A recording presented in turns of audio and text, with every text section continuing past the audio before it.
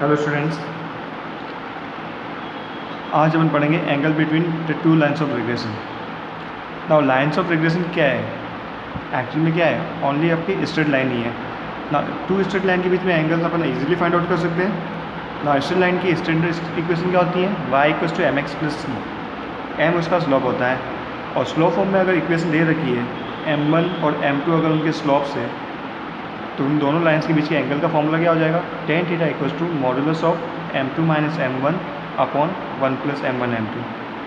ठीक है, इसी फॉर्मूले को यूज़ करके अपन को angle between the two lines of regression find out करना है।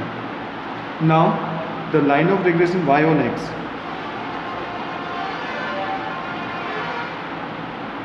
Line of regression y on x क्या है आपकी? y - y bar r sigma y upon sigma x x - x bar. Equation of regression line है y on x। Now line, इस line का slope क्या होगा? x का कोएफिशिएंट, यहाँ पे x का कोएफिशिएंट आपको दे रखा है r sigma y upon sigma x, तो इसको ले लेते हैं slope m1 = r sigma y upon sigma x। ये आपका y on x का स्लोप हो गया। सेम प्रोसेस से आपको x on y का स्लोप फाइंड आउट करना है। तो line of regression x on y,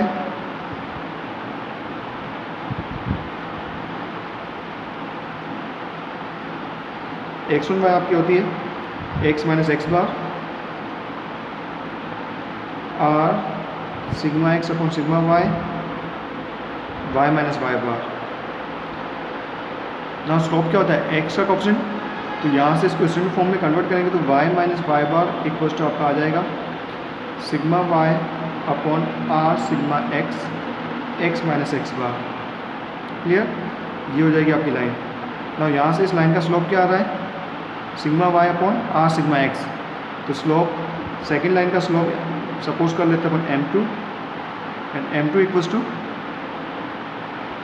sigma y upon r sigma x। ये तो आपके स्लोप हो गए m1 और m2। ना अगर थीटा दोनों लाइन के बीच का एंगल है तो tan θ = आपका फॉर्मूला हो जाएगा tan θ = m2 - m1 upon 1 + m1 m2। m1 m2 की वैल्यू पुट करूँ, m2 आपका है sigma y upon r sigma x minus m1 r sigma y upon sigma x 1 + m1 into m2। ठीक है, ये m2 और m1 की वैल्यू हो गई। r से r कैंसिल आउट हो गया। न्यूमरेटर में से आपके कॉमन क्या आ जाएगा? Sigma y upon sigma x आपको कॉमन आ जाएगा और एलसीएम ले सकते हैं अपन r के पास। न्यूमरेटर सॉल्व कर रहे थे, न्यूमरेटर में से कॉमन क्वांटिटी क्या आ जाएगी? Sigma y upon sigma x common आ गया और रिमेनिंग क्या बचा है? r बच रहा है 1/r। एलसीएम आपका r आ जाएगा तो 1 - r²। ये तो आपका न्यूमरेटर का सिंप्लीफिकेशन हो गया। डिनोमिनेटर में आपका हो गया 1 + sigma y² upon sigma x²। तो ये आपका आ रहा है 1 - r²/r sigma y upon sigma x sigma x² plus sigma y² upon sigma x²। Sigma x से सिग्मा x कैंसिल आउट हो जाएगा तो tan θ = आपका आ जाएगा tan θ = 1 - r² upon r sigma x sigma y upon sigma x² plus sigma y²। तो ये आपका हो गया angle between the two lines of regression. ना जब भी दो लाइन्स एक दूसरे को कट करती है तो दोनों के बीच में टू एंगल कंस्ट्रक्ट होते हैं। एक होता है एक्यूट एंगल और दूसरा ऑब्ट्यूस। अगर वो 90 डिग्री पे कट नहीं कर रही है तो उसका एक्सप्लेनेशन भी अपन यहाँ कर लेते हैं कि कौन सा एंगल एक्यूट होगा और कौन सा ऑब्ट्यूस। क्योंकि यहाँ पे किसी भी वैल्यूज गिवन नहीं है तो अपन नेगेटिव साइन पे ऑब्ट्यूस एंगल लेंगे और पॉजिटिव साइन पे एक्यूट एंगल। सपोज r² क्या है? कोएफिशिएंट ऑफ कोरिलेशन का square, this is always greater than 1। It means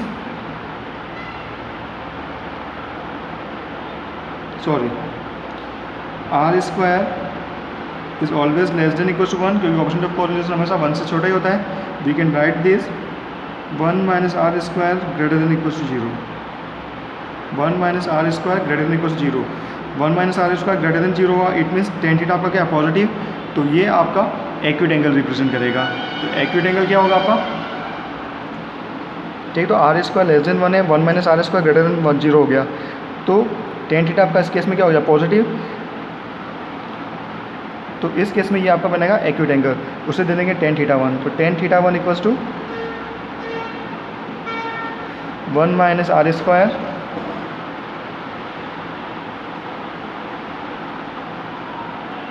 sigma x sigma y upon sigma x square plus sigma y square. ये आपका represent कर रहा है एक्यूट एंगल को.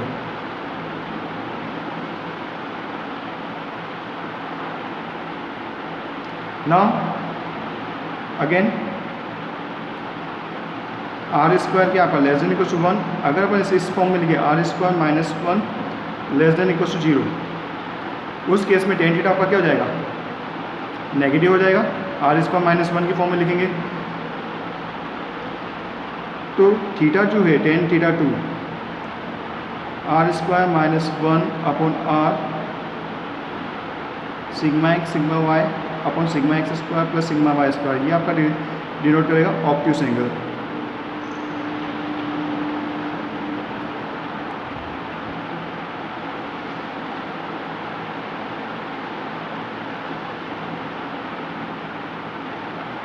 ठीक है. तो 1 माइनस आर स्क्वायर पॉजिटिव है, तो उस केस में तो आपका वो डिनोट करेगा एक्यूट एंगल को, और आर स्क्वायर माइनस 1 की फॉर्म में लिखेंगे तो ये आपका डिनोट करेगा ऑब्ट्यूस एंगल को, क्योंकि यहाँ अपन ने सिर्फ वैल्यूज कंसिडर नहीं की, ओनली अपन ने फंक्शन कंसिडर किया है आर सिग्मा एक्स और सिग्मा वाई. तो उस केस में अपने ये एक्यूट और ऑब्ट्यूस एंगल के नोटिफिकेशन हो जाएंगे. ना उसके स्पेशल केस कंसिडर कर लेते हैं. ना केस फर्स्ट, अगर आर जीरो है, आर जीरो क्या आपका कोएफिशिएंट ऑफ कोरिलेशन, अगर कोएफिशिएंट ऑफ कोरिलेशन जीरो आ रहा है, इट मीन्स दोनों वेरिएबल आपके क्या है अनकोरिलेटेड है. जब आर जीरो होगा टेन थीटा इक्वल्स टू क्या हो जाएगा इनफाइनाइट, क्योंकि आर जीरो है 1/0 आपका इनफाइनाइट हो जाएगा. थीटा इक्वल्स टू आ गया π/2. Hence if the two variables are uncorrelated the line of regression become the perpendicular to each other. और जब आर इक्वल्स 0 पुट करेंगे उस केस में अपने पास जो लाइन की इक्वेशन हो जाएगी regression line y equals to y bar और x इक्वल्स टू एक बार. ये टू लाइन्स मिलेगी जो एक दूसरे को परपेंडिकुलर कट करेगी, और कहाँ से पास करेगी x बार y बार से. तो ये वो टू लाइन्स है in case of r equals 0. ये फर्स्ट केस हो गया. जब आपका कोएफिशिएंट ऑफ कोरिलेशन 0 होगा उस केस में जो टू लाइन्स ऑफ रिग्रेशन है वो आपके एक दूसरे के परपेंडिकुलर होगी और एक दूसरे को मीन वैल्यूज पे कट करेगी x बार और y बार पे. ना case second, if r equals to plus minus 1, ना r equals to plus minus 1 पे टेन थीटा क्या हो जाएगा 1 माइनस आर स्क्वायर था, तो वो 0 हो गया. टेन थीटा इक्वल्स टू 0 और थीटा 0 कब होगा 0 और pi. This means that either the two lines are parallel to each other और the two lines are coincide. ये तभी पॉसिबल है जब या तो दोनों लाइन्स एक दूसरे के पैरेलल होगी या एक दूसरे को ओवरलैप करेगी. But we know that the lines intersect at the point x bar y bar. दोनों लाइन्स कहाँ से पास करती है मीन वैल्यू से पास करती है x बार वाई बार, और सेम पॉइंट से पास करने वाली टू लाइन्स एक दूसरे के पैरेलल पॉसिबल नहीं है. Hence they can not be parallel and must be coincide, यानी एक दूसरे को ओवरलैप करेगी. उस केस में अपने पास two different line of regression नहीं मिलेगी और सिंगल लाइन ऑफ रिग्रेशन मिलेगी. Now r equals to plus minus 1 आपका परफेक्ट कोरिलेशन का केस है, तो उसकी ग्राफ इस तरह से बन जाएगी. R equals to -1, -1 means perfect negative correlation है. उस केस में अपने पास जो लाइन ऑफ रिग्रेशन है वो इस पैटर्न में आ जाएगी. Perfect negative correlation, x increase होगा उसके रेस्पेक्ट y डिक्रीज हो रहा है. r equals to +1 perfect positive correlation. उस केस में अपने लाइन ऑफ रिग्रेशन जो आएगी दोनों लाइन्स सिंगल लाइन में कन्वर्ट हो जाएगी और वो इस पैटर्न से आगे बढ़ेगी. जब x इंक्रीज हो रहा है तब आपका y भी इंक्रीज होगा. तो ये था आज का topic, angle between the two lines of regression. Okay, now अब कुछ न्यूमेरिकल और कर लेते हैं. अपना नेक्स्ट न्यूमेरिकल है for a bivariate distribution n equals to 18, summation x square equals to 60, summation y square equals to 96, summation x equals to 12 and summation y equals to 18. and summation xy equals to 48. Find the equation of line of regression and r coefficient of correlation. ठीक है, ये आपको data given है, इन data को use करके आपको to lines of regression find out करनी है और coefficient of correlation find out करना है। नाउ फर्स्ट मीन वैल्यूज निकाल लेते हैं। समेशन एक्स बार किसके बराबर होता है? Summation x by n. Summation x की value 12 upon n, number of observation दे रखी है इसमें 18, 12 by 18 0.6667। Y bar summation y upon n, summation y की वैल्यू दे रखी है 18 बाई 18 आपका क्या हो जाएगा 1। तो मीन वैल्यूज आपकी आ गई एक्स बार 0.6667 और y bar 1। Now sigma x square, next formula sigma x square होता है summation x square by n minus x bar square. Summation x square की वैल्यू 60, तो 60 अपॉन 18 माइनस 0.667 का स्क्वायर, ये आपका हो गया 2.884। ये सिग्मा एक्स स्क्वायर की वैल्यू आ गई। Sigma y square summation y square by n minus y bar square equal to summation y square पर 96 दे रखा है अपॉन 18 माइनस 1 का स्क्वायर, 1 ही हो जाएगा। इसको सिंप्लीफाई करोगे तो ये आप क्या रहे 4.333। ठीक है, जितनी भी वैल्यूज है अपने 4 डेसिमल प्लेस तक यूज़ किए। Covariance summation x y upon n minus x bar y bar, summation x y 48 दे रखा था upon 18 minus x bar 0.667 into y bar 1, that is 2.667 minus 0.667, ये आपका हो जाएगा 1.9997। This is the value of covariance. ये around 2 है, तो इसको 2 भी लेके चलोगे तो भी कोई प्रॉब्लम नहीं है। ठीक है, ये सारी वैल्यूज आ गई x bar y bar sigma x sigma y और covariance. Now the line of regression is given by, hence the line of regression of y on x is given by y on x line क्या है y minus y bar covariance of x y upon sigma x square x minus x bar. यहाँ अपने formula में use किया covariance of x y, r की values put कर दी तो इस फॉर्म में कन्वर्ट हो जाएगा। तो y minus y bar equals to covariance of x y upon sigma x square x minus x bar. Y bar की वैल्यू आपकी 1 है, कोवेलेंस आपका आया 1.997 और सिग्मा एक्स स्क्वायर की वैल्यू थी 2.884। सिग्मा एक्स स्क्वायर की वैल्यू थी 2.884, एक्स माइनस एक्स बार 0.667। इसको सिंप्लीफाई करोगे तो आपकी line of regression y on x आ जाएगी, वाई इक्वल्स टू 0.692x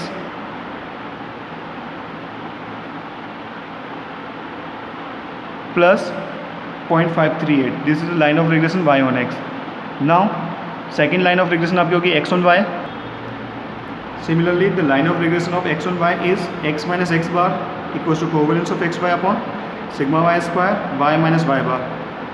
ना एक्स बार 0.667, कोवेलेंस आपका आया था 1.9997 upon sigma y square 4.333, y minus y bar आपका हो गया वाई माइनस 1। इसको सिंप्लीफाई करोगे तो y x on y line आपकी आ रही है x equals to 0.4615y plus 0.2055। This is the line of regression x on Y.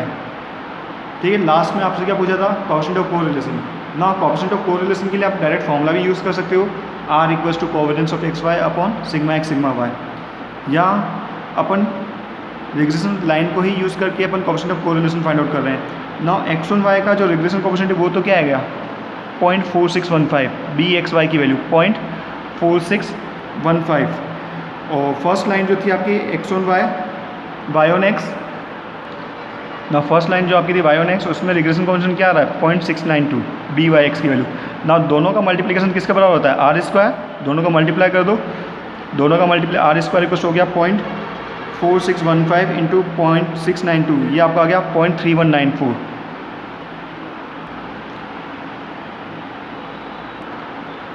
तो आर की वैल्यू आ जाएगी, इसको स्क्वायर रूट लेंगे तो 0.56568 समथिंग आएगी, जो राउंड फिगर में आपको हो जाएगा 0.57। ठीक है, ये थे आपका coefficient of correlation. Now next numerical आपको दे रखा है find the most likely price in Bombay corresponding to the price of ₹70 at Calcutta from the following. Calcutta और बॉम्बे की प्राइसेस एवरेज प्राइस दे रखा है 65 और 67 और स्टैंडर्ड डेविएशन दे रखा है 2.5 और 3.5। Coefficient of correlation between the price of commodity in this two cities are 0.8। ये वैल्यूज आपको दे रखी है। ठीक है, यहाँ अपन कलकत्ता के प्राइस को तो x मान लेते हैं, कलकत्ता और बॉम्बे को वेरिएबल y सपोज करके सॉल्व कर लेते हैं। तो मीन वैल्यूज आपकी हो गई 65 67, स्टैंडर्ड डेविएशन हो गया 2.5 एंड 3.5, और दोनों के बीच में कोएफिशिएंट ऑफ कोरिलेशन आपका क्या होगा R 0.8। नाउ वैल्यू किसके लिए फाइंड आउट करनी है? Most likely price in Bombay, यानी बॉम्बे के लिए आपको वैल्यू फाइंड आउट करनी है for given value of x, Calcutta 70 दे रखा है, यानी आपको लाइन कौन सी वाई फाइंड आउट करना है, कौन सी रिग्रेशन लाइन यूज़ करनी है, वाई ऑन एक्स। तो यहाँ आपको सिर्फ y on x line derive करनी है। ठीक है, कलकत्ता को तो एक्स मान लिया और बॉम्बे को अपन ने वाई मान लिया। तो एक्स बार तो आपका हो गया 65, वाई बार 67, सिग्मा एक्स की वैल्यू 2.5 और सिग्मा वाई की वैल्यू 3.5। तो line of regression y on x क्या हो जाएगा? Y minus y bar equals to r sigma y upon sigma x, x minus x bar, y minus 67 r 0.8 sigma y 3.5 upon sigma x 2.5, x minus x bar 65। इसको simplify करो। ठीक है, simplify करेंगे तो आपकी इक्वेशन क्या आ जाएगी? y equals to 1.12x minus 5.8। Now y value क्या गिवन थी? y equals to x equals to 70 के लिए वैल्यू फाइंड आउट करनी, तो x इक्वल्स टू 70 पुट करो इक्वेशन में, तो y equals to 1.12 into 70 minus 5.8, ये वैल्यू आपकी हो जाएगी 72.6। तो x इक्वल्स टू 70, यानी बॉम्बे कलकत्ता की जो 70 रुपीज़ प्राइस है उसके करस्पॉन्डिंग बॉम्बे में जो प्राइस होगा वो कितना होगा? 72.6। Thank you.